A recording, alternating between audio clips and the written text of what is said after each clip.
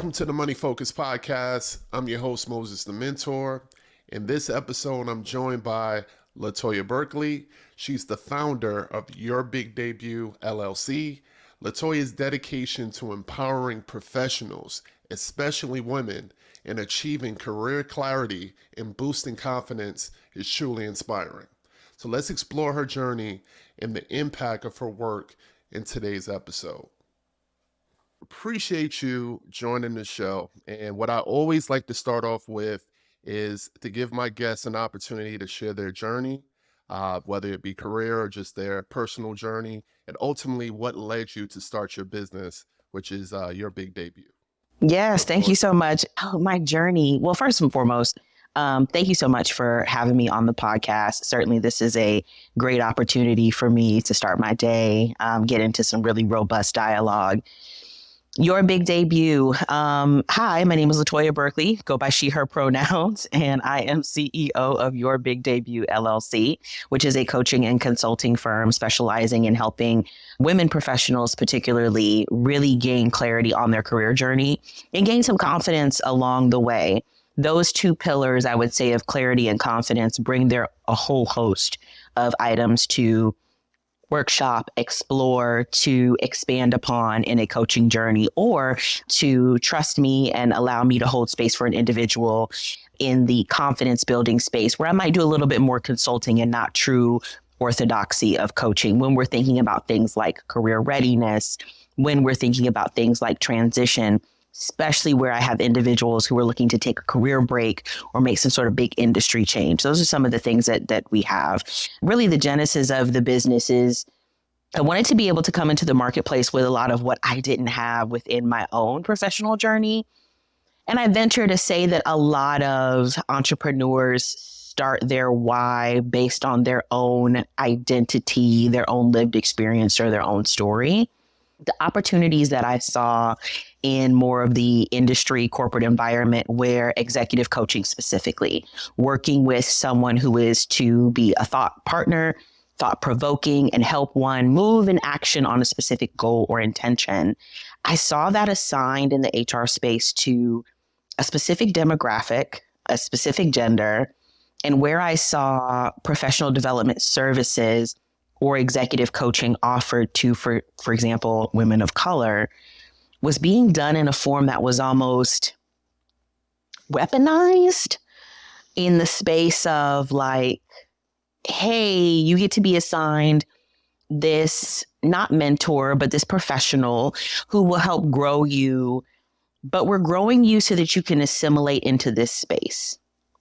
Or we need you to be able to hit these particular personality or interpersonal marks to cut it or to fit in this organization or this department.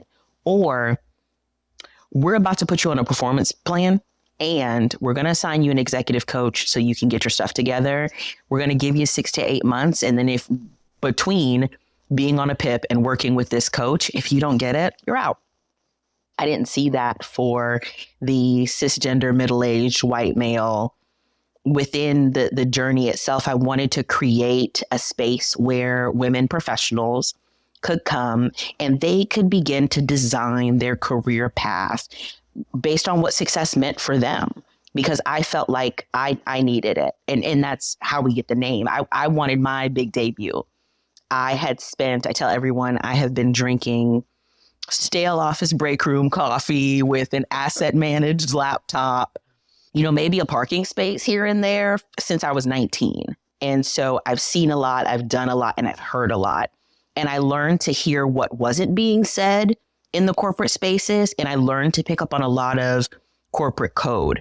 Let me pause here and say I am not here to bash the corporate America landscape as much as I'm here to be a truth teller in why many times women are signaled to my practice. Well, yeah, I mean, you definitely said a lot, and we're going to dig into your company and your mission and everything like that. But also just tell us, like, where you're from. Yeah. Thank you so much. Me, the person, the actual human. Yeah. So if you're looking at a map, born in Chicago, Illinois, left Chicago when, I was still a baby, My father took a baseball scholarship to Arizona State University and moved his fledgling family to Phoenix, where I grew up. I was in Phoenix until high school.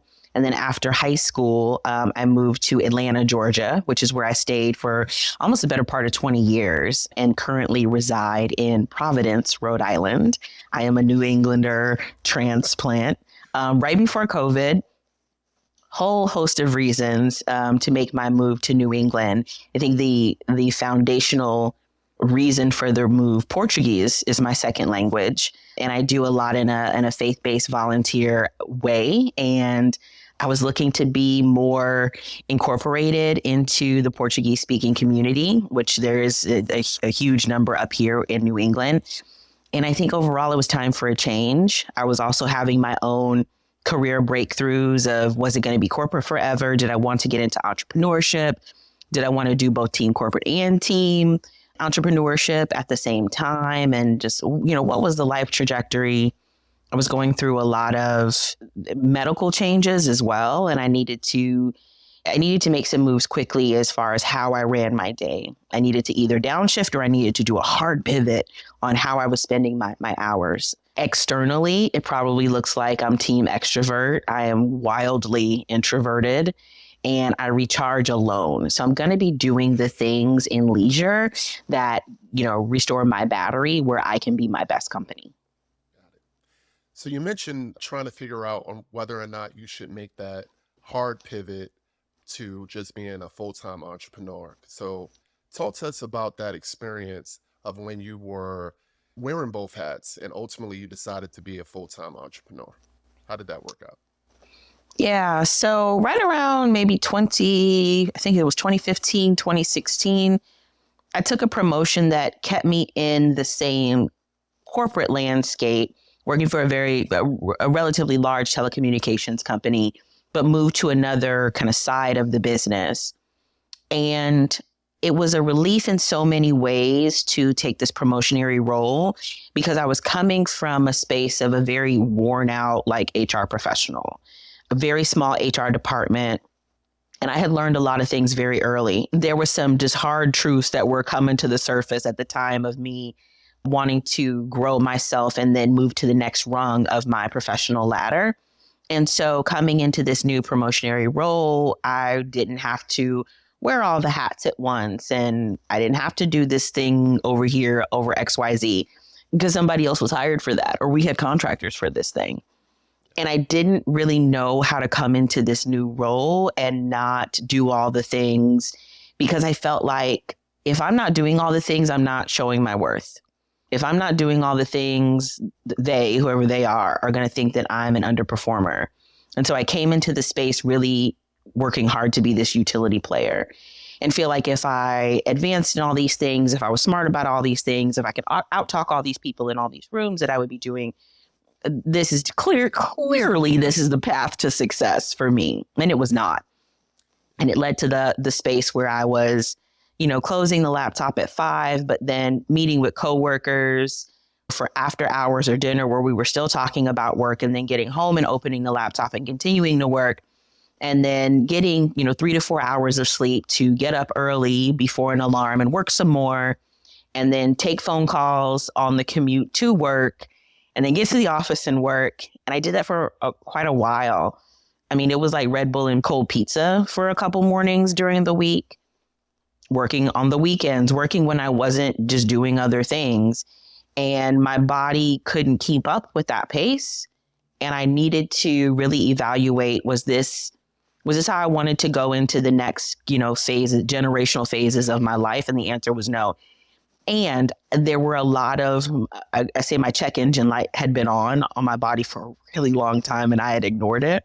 And then I got to a space where I couldn't ignore it anymore. And that made me sit up and go, okay. I pulled out a composition notebook and was like, I got to get out of here. Like it wasn't even just a matter of like, I have to get out of the place that I was working. I have to get off this wheel. I got to get off the hamster wheel, even if it's just for a little bit, like more than 6 months, like maybe even more than 2 years, but I've got to get off this. And so I started writing really what is now the executive plan, though wildly tweaked, for Your Big Debut. I had been toying around in my mind with entrepreneurship. I had heard a lot of people talking about their side hustle and how they were, they were they had their 9 to 5 and then they had their second job. And their second job was what was going to, quote, build their empire. And, that was like the rise of grind culture and sleep is for suckers. And if you're going to, build the castles, you need to do that, after your, once you get off work. And it was great. And there was portions of that worked for me. And I started to design the plan. I started to talk to a lot of people.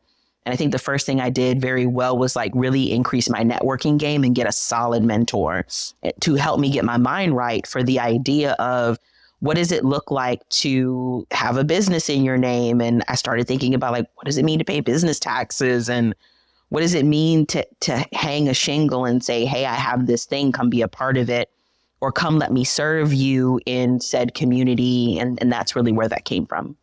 Ultimately, it sounded like you did what was best for you and your health, mental and physical health. But what were some of those signs that you would say that you would want to point out for people that can help them avoid having to actually go out on leave and have those symptoms of truly being burned out? What were some of the things that you did ignore that you can say, hey, when this starts to happen, go ahead and, start seeking some type of balance in your career so you don't get to the point that you ended up into? I'd say what comes top of mind first is that brain fatigue. Not that I'm tired, I need to take a nap, or I need to like not do anything this weekend and get good sleep. The brain fatigue where it's like, I know 2 + 2 = 4, but I just can't get past this equation. Where that brain fatigue, that mental exhaustion starts to make you bench yourself. Where it's like, I would love to do this, I would love to do that thing, but I don't have the mental energy, which quickly turned into, I don't have the mental energy because this place is draining me of it. Which quickly turns into, God, if I get one more email from this person, that brain fatigue started to turn into resentment. Yeah, the resentment, the emails, even the pictures within the email, like tired of seeing this profile pic. I hate your face. Yes. Right. So those things definitely are warning signs for sure. Mm-hmm. So Absolutely. what actually can you tell us that stands out with your program versus other coaching and consulting teams? I would say definitely there's some congruency when we think about just the executive coaching and the professional coaching space as a whole. And if I could, I'd love to just make sure we have some shared language. I feel like coaching is an extremely commoditized word. There are individuals, organizations, entities that might sell or advertise coaching. But what we do at Your Big Debut, when I say professional coaching, I'm thinking coaching to the orthodoxy of coaching. Like the International Coaching Federation has a specific definition for coaching, and it's less around an individual being told what to do as much as it is around an individual working with a partner in a thought-provoking way to facilitate growth and to evoke awareness and have you, Moses, figure out your own answers that are in you versus receiving advice. And so within my practice, we really take time. I would say what sets us apart is these are coaching services that are curated to the individual, and more specifically to the identity, to the lived experience and the background of the person, being able to coach the person as a whole without any sort of cookie cutter structure or having a client in session or going through a coaching engagement where they walk away being assimilated into a certain archetype. That is not us in any way, shape, or form. Now, that doesn't mean that as a coach, I might not lend some observation, but you might have a specific goal that you come into the session wanting to use your 6 to 12 sessions to work on an industry change, or what we hear often. I want to get some clarity on what my next role is, especially when I'm working with my career-driven professionals. And when I say curate, the first 1 or 2 sessions are really going to be about you, the individual. And we're going to get crystal clear on your foundation, both within your personality and interpersonally. So what are the values? What are the things that are important to you? What are the non-negotiables that are going to serve you? I always say I'm not the PDF coach. I don't have a bunch of pieces of paper to submit for you. However, we do a lot of skills assessments within the practice. We do a lot of workshop type activities, and the strategies that we help our clients with have to do with, really at the end of the day, accountability. How are you going to do what you said you were going to do? How do you want me to hold you accountable to what you said you were going to do?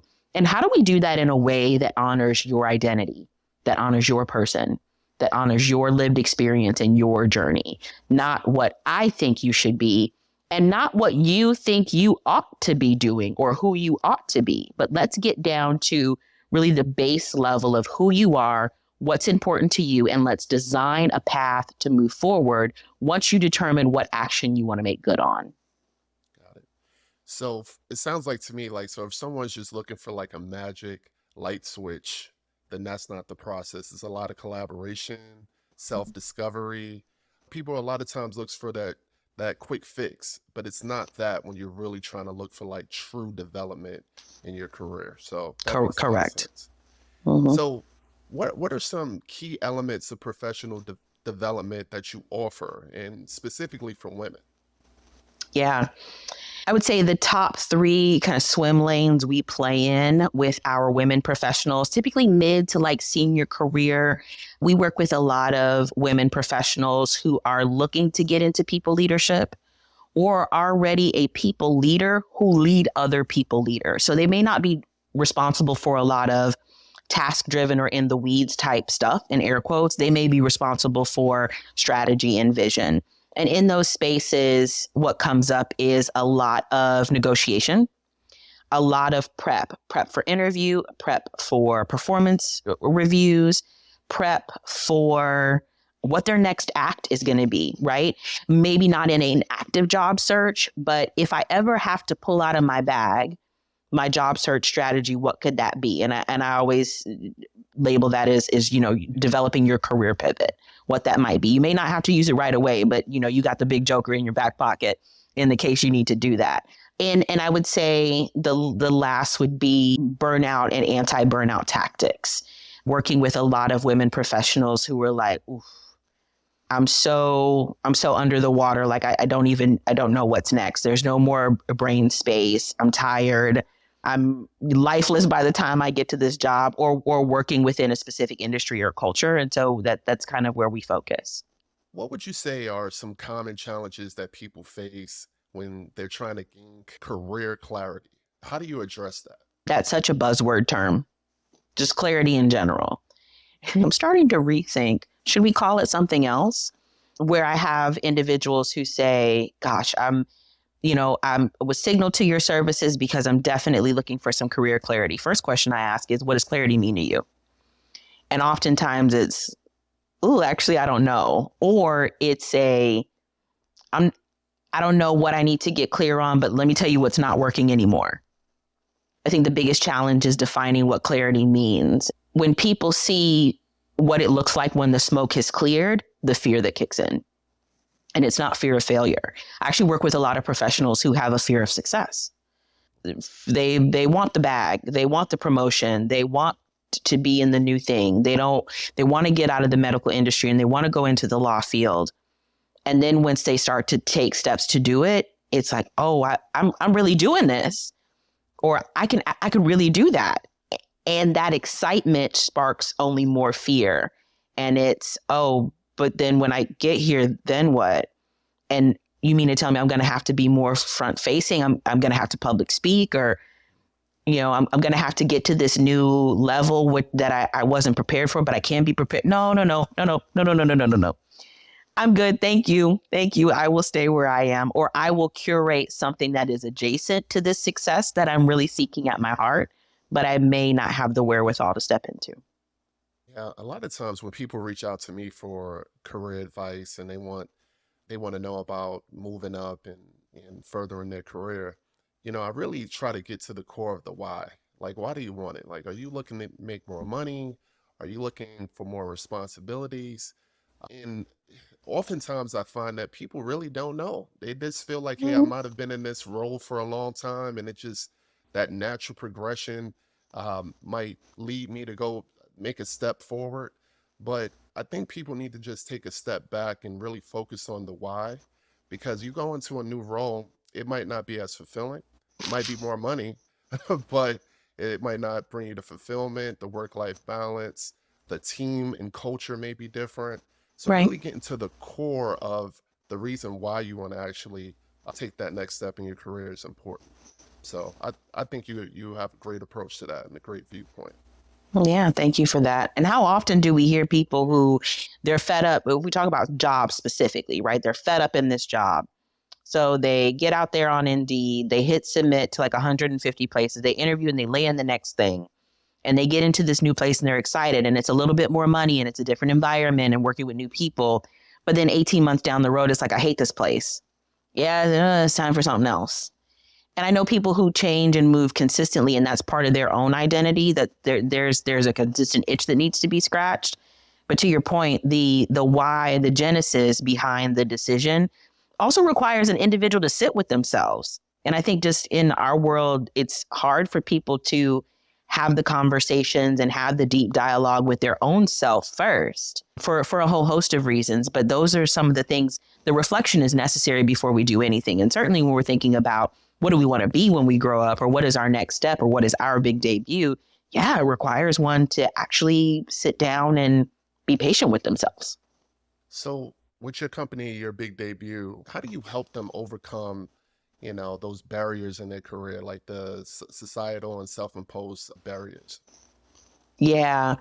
When we start talking about like the generational, the societal, or the cultural norms that may hold one back from their big debut, we set an individual up for their best success when we also help them seek mental health resources. The divorcing of the societal, generational, cultural, if I didn't say it before, generational norms that might hold one back are typically deep seated.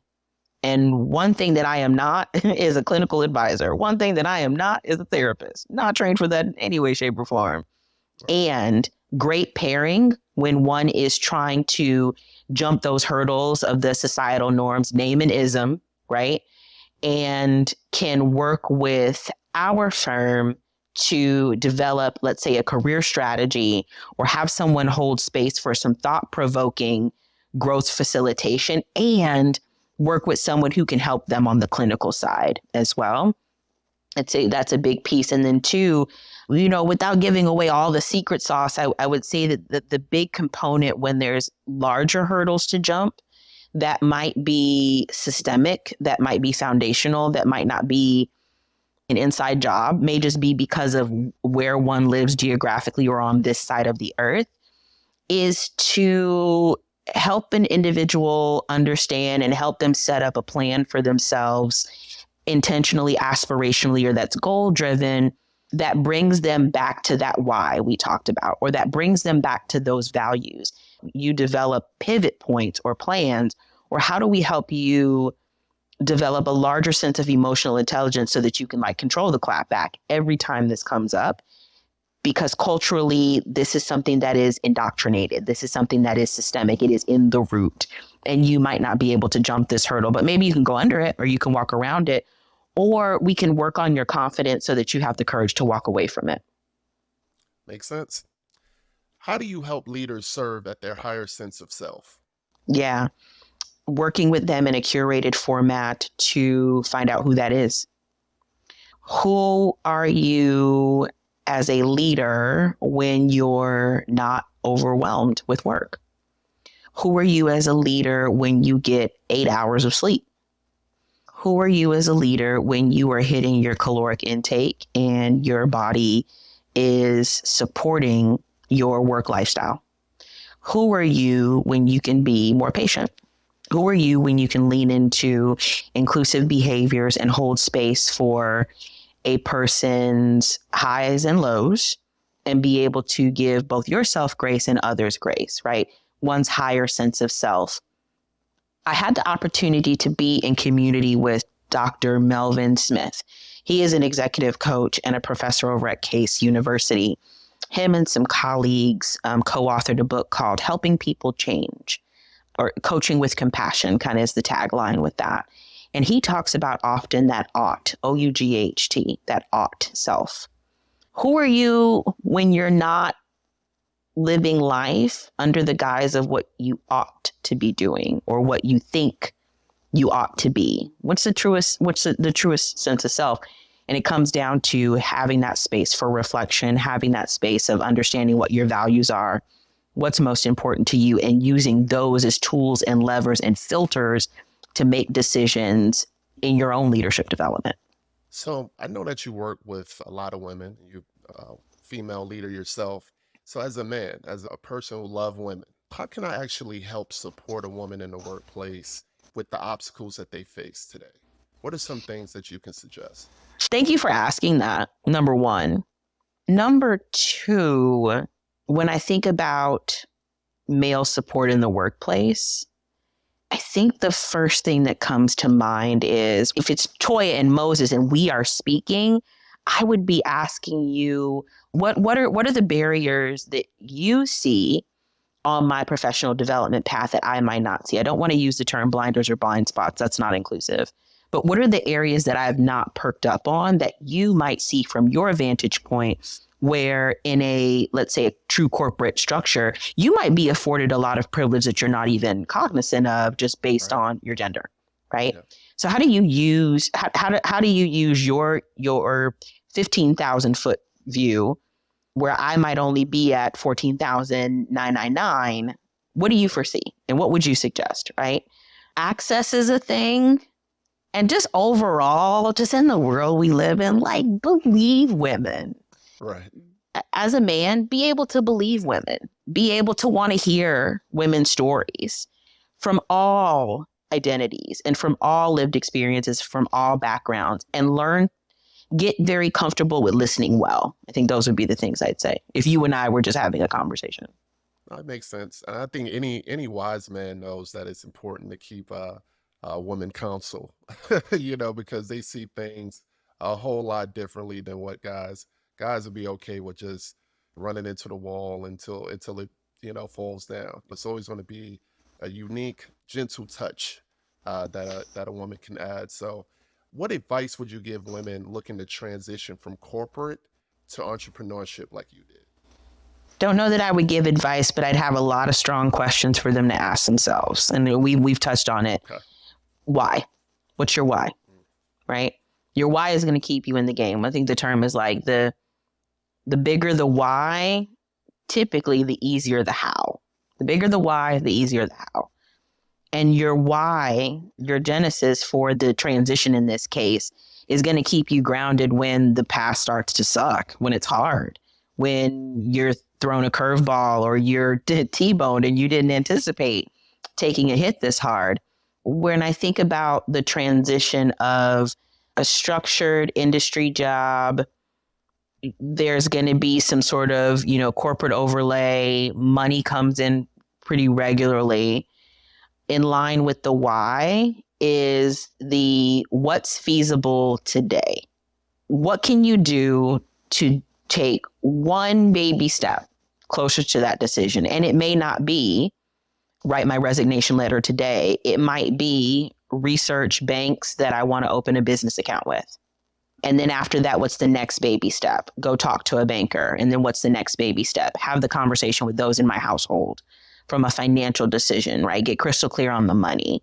And I would highly submit for anyone who is thinking about entrepreneurship in any way, shape, or form to work with someone who can work with you on your mindset, specifically around money and around you, the person, and how do you value yourself? And what are your non-negotiables? And what are your values? And what are the things that are important to you as you make this transition as you make this transition? Yeah, definitely great advice. What's been your toughest challenge or obstacle since you started your big debut? I had the honor of graduating recently in the 4th cohort of Goldman Sachs's 1 Million Black Women Black in Business program. And one of the things that our advisors told us at the graduation was the idea that when we think about entrepreneurship and owning business for whatever your why is, when we look at the general landscape, especially in our westernized world, you are going from gatherer in maybe a corporate, more traditional industry space to hunter. You are going after the opportunities that will enrich and grow your business. And I'm not just talking about financially either. When we think about brand development, when we think about curating a network that supports your business, when we think about defining your ideal customer type or those customer profiles, right? One is a gatherer in a corporate space and now is moving into this very hunter going after stance. Our world has a fixation with the weaponization of productivity. And so feeling like, am I doing enough? Is this the thing I should be doing? Am I working not enough? Am I working too much? And then what does it mean to work too much when one works for themselves or is looking to, expand or scale or leverage, right? Whatever that is, the world makes the 9 to 5 sexy. Yeah. And those golden handcuffs, I mean, they feel good when you in them, when you're not asking as an entrepreneur, like, wonder if I'm going to get paid my bonus this year. Because the question is, how have I set my business up to distribute bonuses, or what does a promotion look like for me as an entrepreneur? What does my individual development path look like as a business owner versus just me working on the weekends or having sometimes the luxury of working anywhere that one has internet connection. It's sexy to work in corporate America because of the perks. And when you don't feel that as a business owner, sometimes you look out the window and go, well, should I go back? And you might, and there's no shame if you do. There are opportunities where business owners don't do very well financially or within their market or their brand. And so they don't try again. They close up shop, they, close their LLC, or they work with the legal entities to shut down their S Corp, and, they're back as director of operations at whatever corporation. And that's okay. Sometimes you have to do that. But did you give it your college try? Was there another port of entry you could have used? Was there collaboration that could have been done? Those are some of the hard journeys that I don't think all entrepreneurs talk about. And that's part of the reason why, I really appreciate you joining the show, because I want real stories about entrepreneurship. I want people to know that you might be leaving a 9 to 5 to jump into a 24/7. And like you mentioned, how much is too much when you're working on your business? And what I would say is, if it's a passion of yours and you really believe in your business, I don't think it's ever too much, versus when you're working on someone else's vision and someone else's passion. I do think it should be some type of stopping point. But when you're building your own and it's something that's within your purpose, take the time and work on it.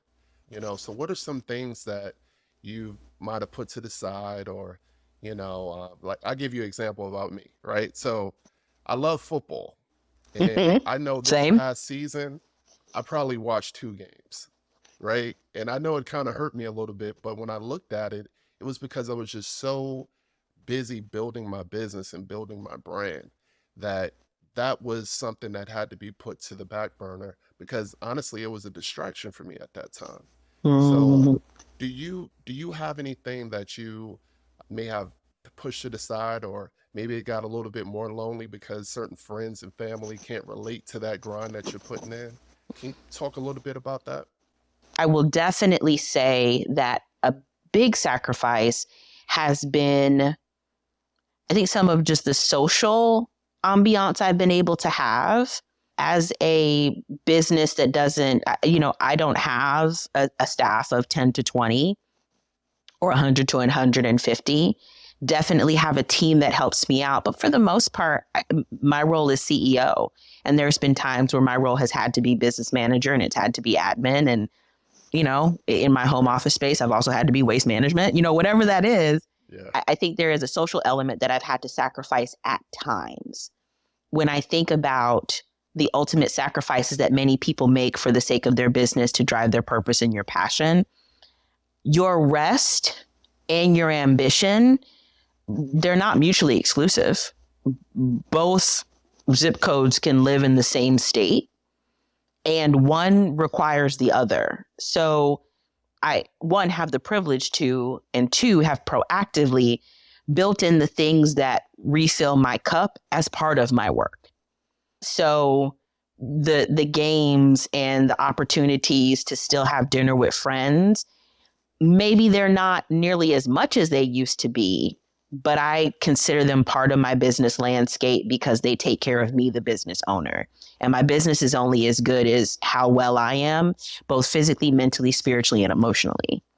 I make sure that there's boundaries, and I may work on a Saturday, but you better believe that if I worked on a Saturday, I only worked a half a day on a Tuesday. Got it. How do you incorporate diversity, equity, and inclusion into your practice? Yeah, without hard labels of, hi, this is a DEI session. I think what we see in the marketplace when we talk about professional coaches, the overarching question is, can you coach anybody? Can you coach anyone? And what comes up for you as a coach? What biases may you not know about? What societal, generational, cultural norms might you not have challenged ever because you've never had to hold space in this way for this particular person? So when I'm working with individuals, whoever they may be from whatever walks of life, I think step one is, how do we build a stronger scale of cultural competence for you? How do you say the thing that you cannot say in these open spaces?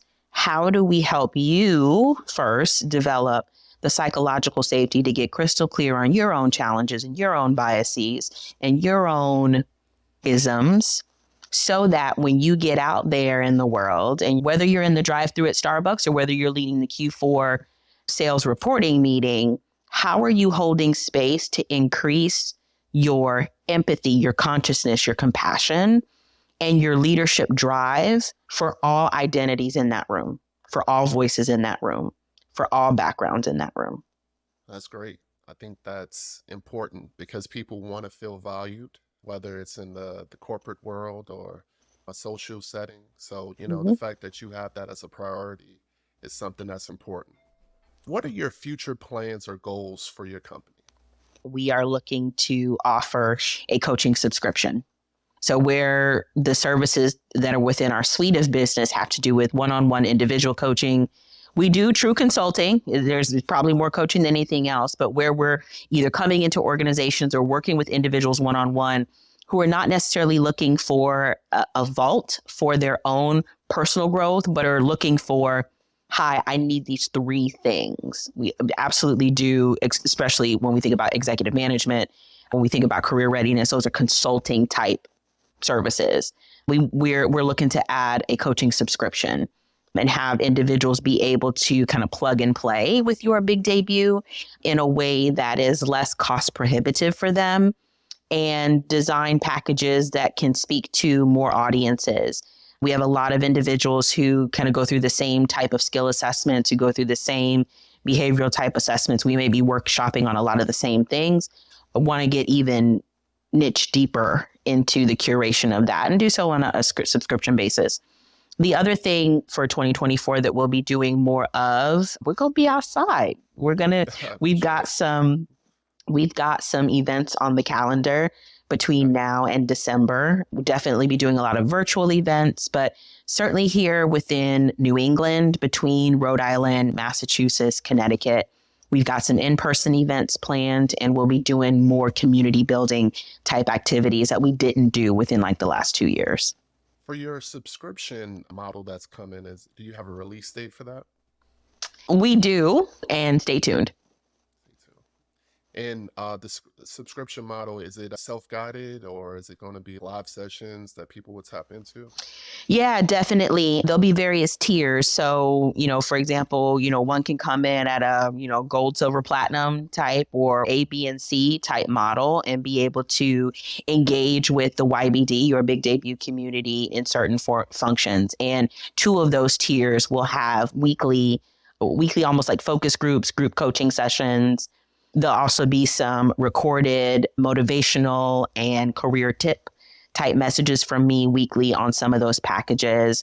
And at the most VIP level of those packages, individuals might not necessarily want to step into like a 6-month or 3-month coaching package, but they may want some VIP days where they can pay a premium and spend, an hour and a half, spend 2 hours with me, depending on location, in person, where we're working on something IRL, or they just need that 2-hour chunk of time for us to like tear up a whiteboard together. That sounds good. So definitely keep me posted so I can share on my platform. I think that's a great approach, and where you'll be able to tap into more people and also grow your business. So good Mm-hmm. luck with that. Thank you so much. No problem. Do you have a personal mantra or philosophy that guides your work? Yep. Your race, your pace. It is your race. Have the courage, the wherewithal, and give yourself the invitation to run it at your pace. Simple and to the point. Mm-hmm. So, again, because success looks different for everyone, and everyone has their own starting point and own end point. So just really take the time and embrace the journey.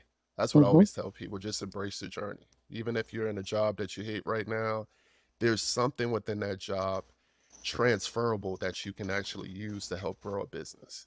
So just really embrace the journey and the time, and you'll look back and it'll be your big debut, It all lines Yes. Love it. So great. So that was all the questions I have. What advice or just final thoughts that you want to leave the listeners with? And also let us know how we can contact you. So give us your website and all your social media. Yeah, absolutely. So yourbigdebutnow.com that's the hive, that's the hub where you can find more about me, more about our services. Your Big Debut on Instagram and LinkedIn. Those are our 2 social channels. And when you are out there on yourbigdebutnow.com, go ahead and click that subscribe button and get first dibs on our announcement of our release date for the coaching subscription and other goodies within our practice, and sign up for our newsletter. So I'll say that. And then I'm LaToia Burkley at LinkedIn as well. Certainly follow me. I'm very judicious, my connection requests, but certainly there's a lot of good gems that I drop out there as well. I would say for 2024, like any other year, get crystal clear on what's serving you and what's not serving you. Have the courage, have the confidence to take your next step. And I'm not saying leap. I'm not saying jump across the canyon, but whatever that next best step is for you, take that. And if you find in the honesty of yourself, in the deepest spaces in your heart, that you're afraid to do that, or that it's going to come at a cost that you didn't think about, know that that's okay. Know that that's okay. And know that when you're ready for your big debut, Moses is here. I'm here. Your friends are here. There is community to support you in a world where it looks like everyone is against you, or in our extremely hated, divisive world. You still have good people out there who want to see you win. 2 of them are speaking right now. And so be ready to step into that next space. Yeah. Perfect way to close the show. I agree 100%. This is the reason why I started this platform, to give people inspiration and hope and bring people on the show just like you, Toya. I really appreciate you taking the time. I'm going to include all your contact information in the show notes. And thank you again. And we're signing off. Thank you. All right. Thank you so much. Bye-bye. So LaToia, again, thank you. It was truly a pleasure learning about your passion and your dedication to career empowerment. Thank you for sharing your valuable insights with me and my audience. I know for a fact that they enjoyed it. So again, to my audience though, before you go, remember to visit mosesthementor.com for more inspiring content just like this, and to make sure to go to my YouTube channel, Moses the Mentor, to stay up to date with future episodes or different videos that I post. We're going to keep pushing the boundaries of financial education and making sure that we give you great content to achieve your professional goals. So until next time, have a great day. Peace.